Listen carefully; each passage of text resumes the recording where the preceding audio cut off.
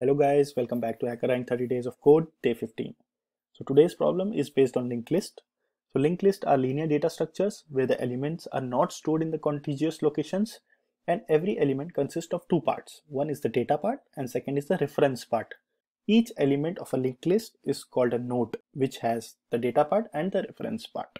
Few more keywords which you will come up when you are working on linked list are the head.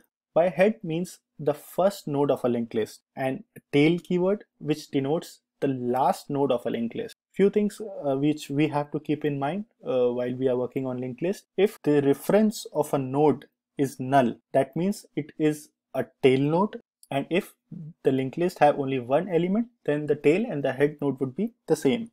So let's check out the task for today. So the task is we have to write an insert function where we would be given a head parameter of a linked list, and we need to write the code to insert new nodes at the tail of a linked list.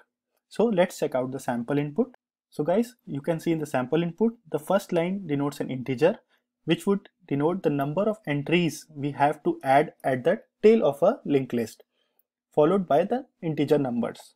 And in the sample output, we have to print the final linked list. We can also check the explanation. As you can see, the first node will contain data 2, we will have the reference null, and then when we will add the second data 3, it will have the second node will have the reference in the first node, and the second node, which is currently the tail node, will have the reference as null.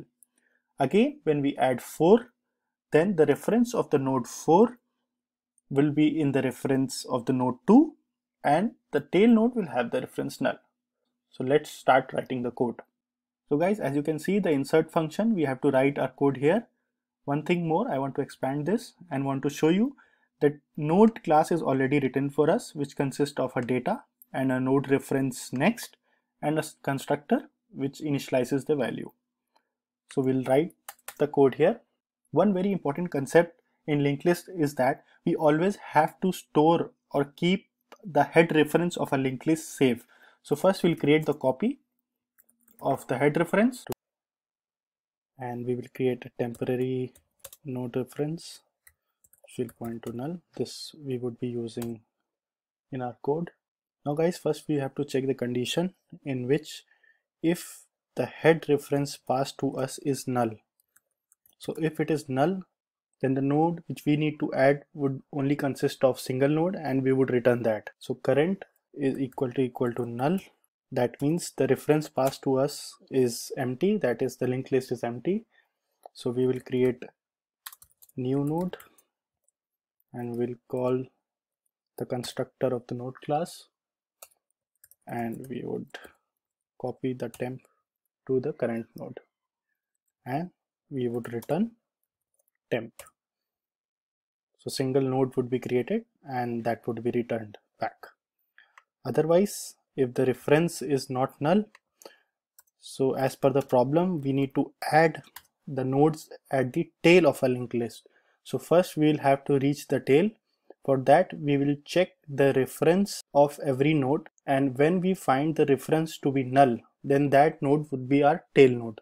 So for that, we will write a while current dot next, that is the reference, is not equal to null,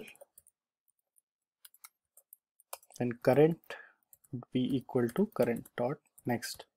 So this loop will continuously run till we reach the tail node, and after that we will add the new node to it at the end. So current dot next, which would be null, we will add the reference of new node,